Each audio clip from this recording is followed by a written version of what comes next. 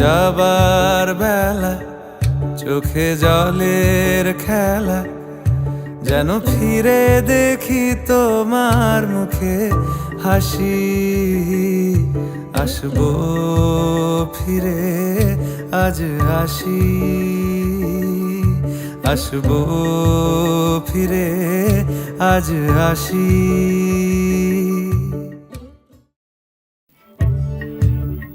বাঙালির সবথেকে প্রিয় উৎসব দুর্গাপুজো, আর প্রায় প্রতিটা বাঙালি অপেক্ষা করে বসে থাকে এই 5টা দিনের জন্য। কিন্তু 5 দিনের পরেই আসে অবকাশের পালা, কারণ 5 দিন পরেই মা ফিরে যায় কৈলাসে। এই বছর পল্লী বাংলায় দুর্গাপুজো হয়েছে। আপনারা যারা আমাদের ভিডিওগুলো দেখেছেন তারা জানেন যে এই 5টা দিন আমরা সবাই কতটা আনন্দ হুল্লোড় মজায় কাটিয়েছি। কিন্তু অবশেষে সেই দিনটা এলো, মন খারাপের দিন, মায়ের বিদায়ের পালা। আমরা সবাই এখন মায়ের ফিরে যাওয়ার প্রস্তুতি শুরু করে দিয়েছি। প্রথমে মাকে বরণ করে মিষ্টিমুখ করিয়ে সিঁদুর খেলার পরে মায়ের সমস্ত পুজোর সামগ্রী গুছিয়ে মাকে নিয়ে রওনা হলাম নিরঞ্জনের উদ্দেশ্যে বাবুঘাটে। আমাদের সাথে সাথে আমাদের রিসর্টের কিছু গেস্টও মেতে উঠলো মায়ের বরণ পালায়।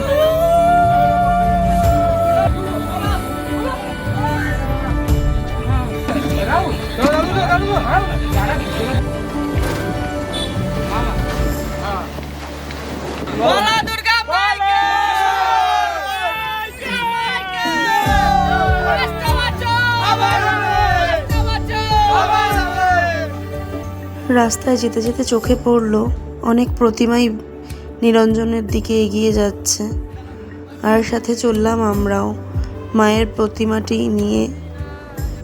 যেতে যেতে রাস্তায় এক জায়গায় পুলিশ আমাদের আটকালো, কারণ সেই রাস্তা দিয়ে প্রতিমা বিসর্জনের গাড়ি যেতে দিচ্ছেন না।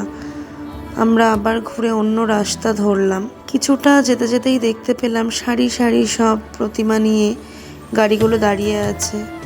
অবশেষে আমরা পৌঁছলাম প্রতিমা নিরঞ্জনের ঘাটে।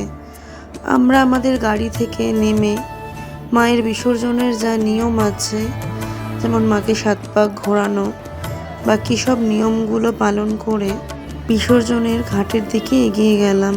সবারই আমাদের মন খারাপ, কারণ 5টা দিন মা আমাদের সাথে ছিল। মাকে আগমন করা থেকে শুরু করে পুজোর দিনের আনন্দ সব মিলেমিশেই সবার মনে ভারাক্রান্ত হয়ে রয়েছে।